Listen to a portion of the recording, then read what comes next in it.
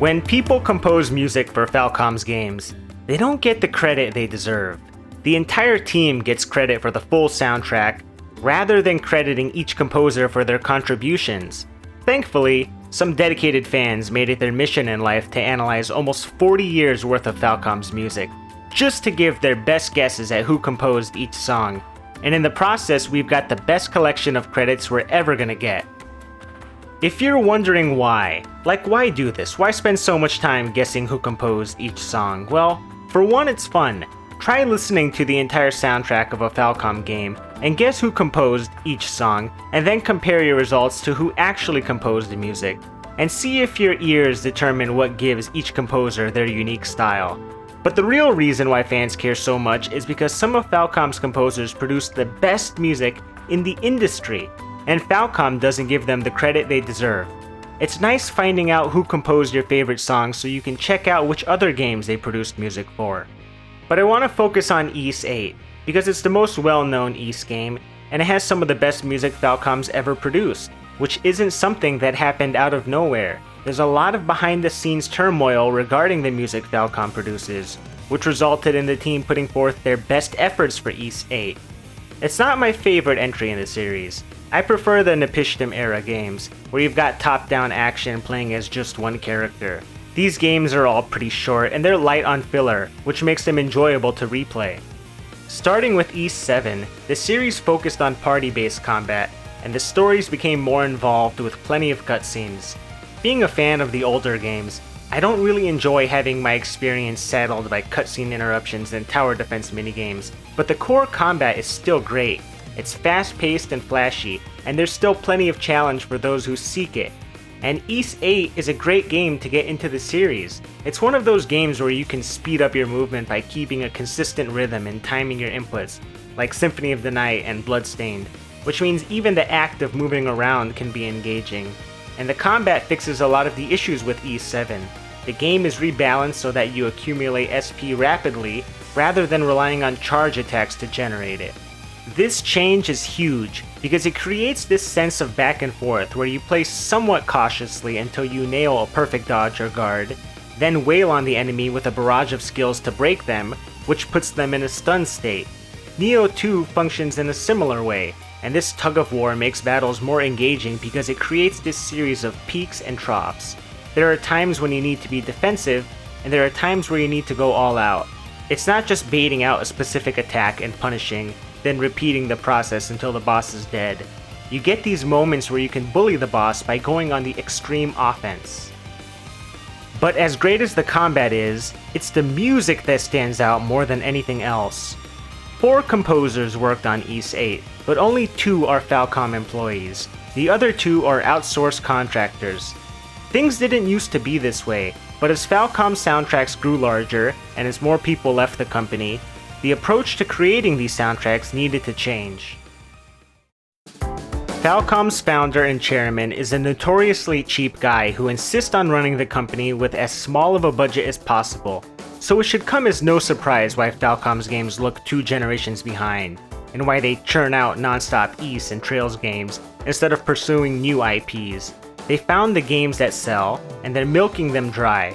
But not too long ago, Falcom was making really interesting games like Brandish, Gurumin, and Xanadu Next. Xanadu Next is one of my favorite Falcom games, just because of how unique it is, and it also has a top-tier soundtrack. Check it out the next time it's on sale for like $5. But these games never really caught on, not like Trails and Ys. And sadly, because of how popular high school sims are these days, even the Xanadu series was turned into a game about high school kids saving the world. Because Falcom knows what sells, and they're gonna do whatever they can to stay afloat. But let's go back to the outsourced composers. There are 2 in particular I want to talk about: Jindo and Singa.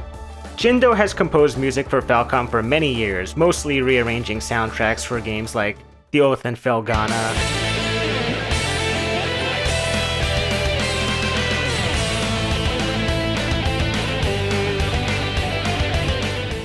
and Brandish, The Dark Revenant.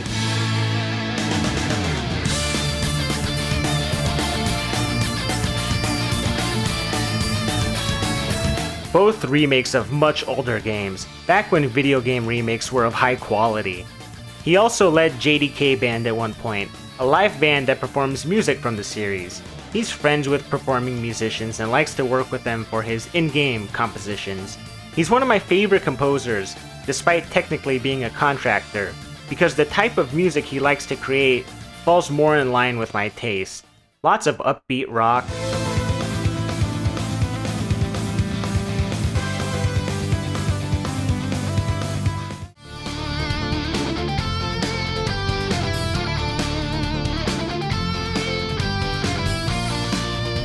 and dueling between guitar and violin.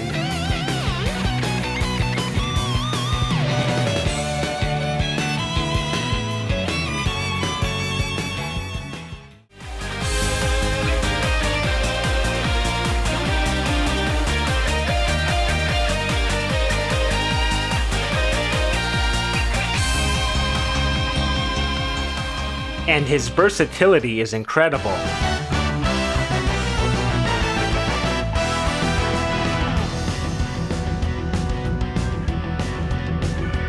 But remember, Falcom likes to operate with small budgets, so as the years pass, Jindo's contributions shrank in favor of Singa, whose rates are much lower by comparison, and who can churn out songs very quickly, so Falcom has relied on him to pad out their soundtracks. Singa has a bad reputation in the Falcom fanbase for a number of reasons. Poor audio mixing where all the instruments compete for the spotlight,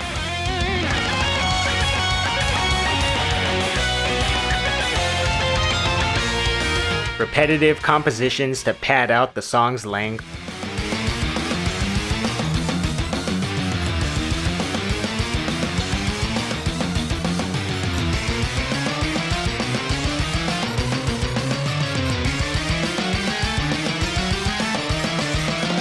he has a tendency to combine multiple songs into one.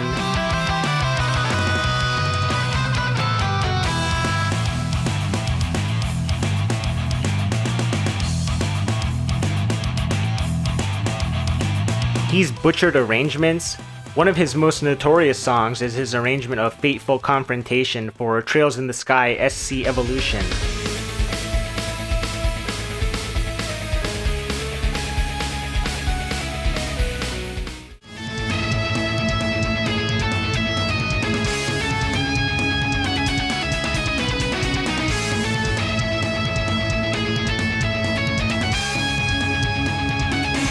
But he's not all bad, he's just inconsistent.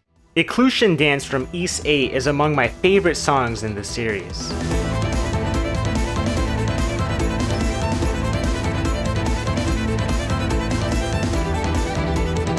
Singa isn't really a problem himself. He's a symptom of a much larger issue here, which is that Falcom is cheap. They use Singa as a cost-cutting measure. He has a website where you can commission music from him, and his rates are dirt cheap. 20,000 yen for a 3-minute long song for a video game, and if you pay him extra, he can get it done in 4 days. He doesn't need the context of where a song will be used in the game. You just tell him to make you a hard rock song for a boss fight, and he'll churn it out in a week. This is why, with modern Falcom games, there's a lack of unity throughout the soundtracks. Outsourced composers can just throw together whatever the hell they want, and Falcom will plug them in wherever they please. The sound director, if there even is one, clearly doesn't care about context or creating a cohesive feel for the soundtracks anymore.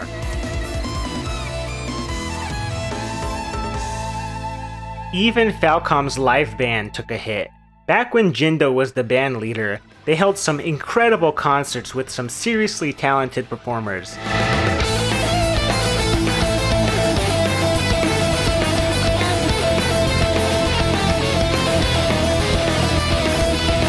Something happened in 2015 that led to some restructuring, this time with Singa as the leader, and their quality has plummeted.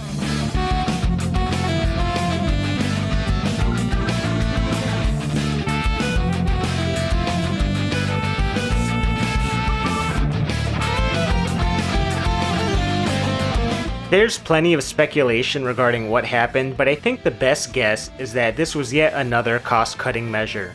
And why pay a full-time employee when you know a guy who can do it faster and cheaper? Why use Jindo when this guy can do it in half the time for a fraction of the cost?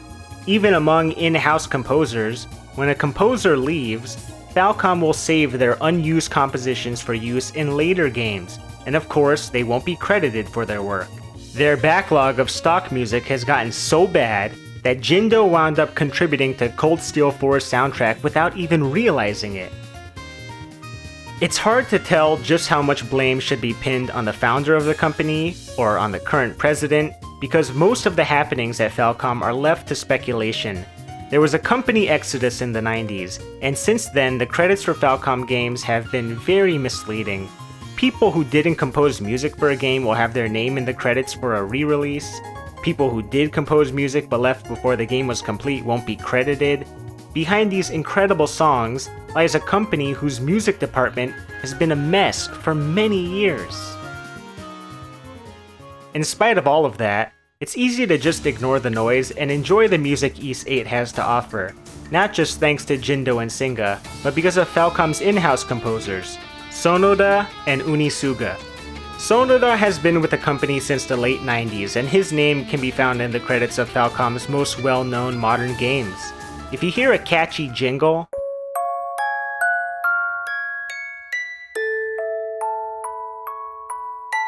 or a militaristic drum beat,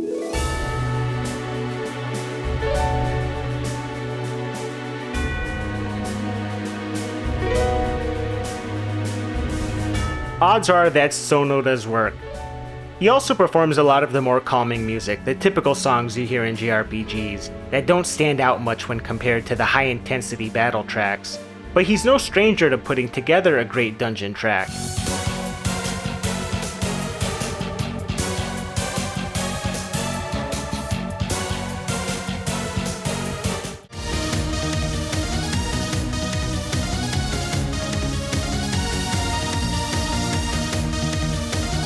If nothing else, Sonoda is Falcom's rock, propping up the sound department through its highs and lows. He's incredibly consistent and works well within most genres.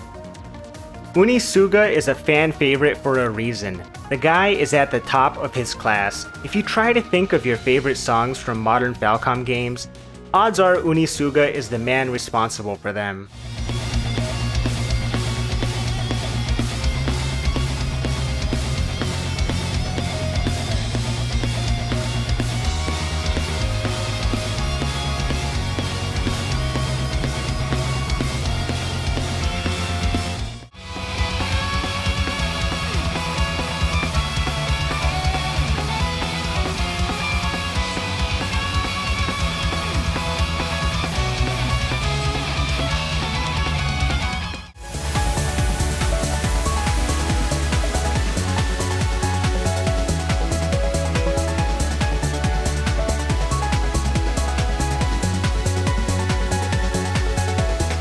With Ys VIII in particular, his heavy metal music is in a league of its own, something that can only be produced from someone that has a genuine appreciation for this genre.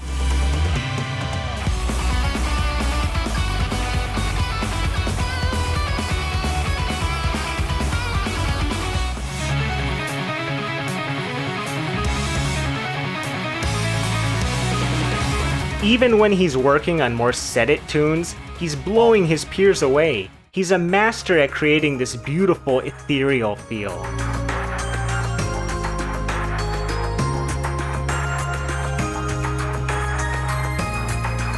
And he came out the gate swinging with this type of music with the first game he worked on at Falcom, Xanadu Next.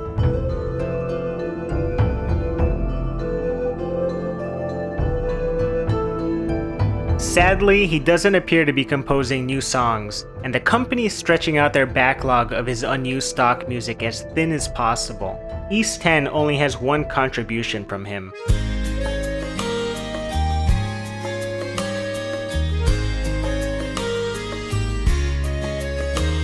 What's really great about Falcom's in-house composers is that they work well together.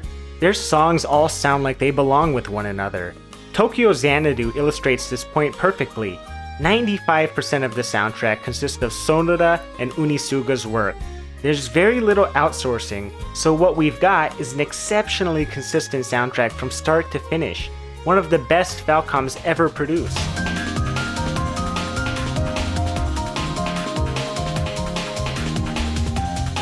When you plug outsourced music into the soundtrack, the results can be very jarring because outsourced composers can use live instrumentation, whereas Falcom's employees almost always rely on VST plugins. Just think of these as virtual instruments. And getting a VST to sound real takes a lot of work.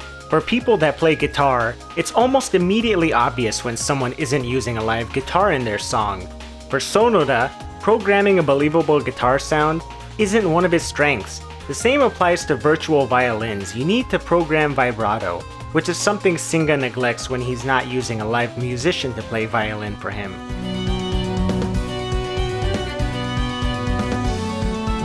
And Falcom's modern sound director doesn't seem to care about consistency. These outsourced musicians aren't given much direction or context on where their songs will be used. Jindo composed what should have clearly been the opening theme for Ys X, just look at the title, yet it was used in the credits in one of the most baffling decisions the company has ever made with his music.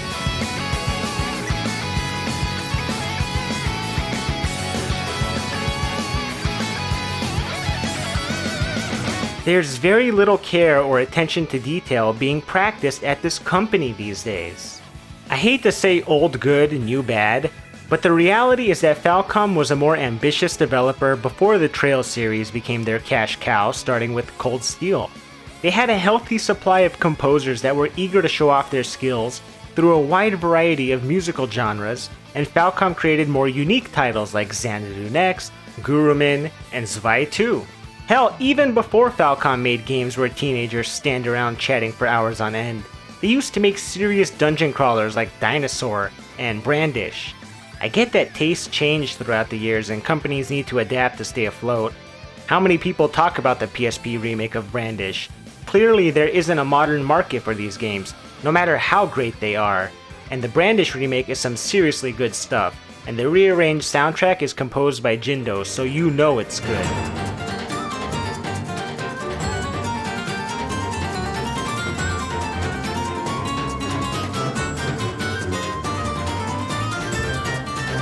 I focus primarily on the music in Ys VIII, but it's not my favorite Falcom soundtrack, though it's definitely up there. I'm a bigger fan of Falcom's early to mid-2000s era, where all of their games look like this. Falcom had more in-house composers then, and their output was impressive to say the least. Plus, when Jindo teamed up with them, the results were nothing short of incredible.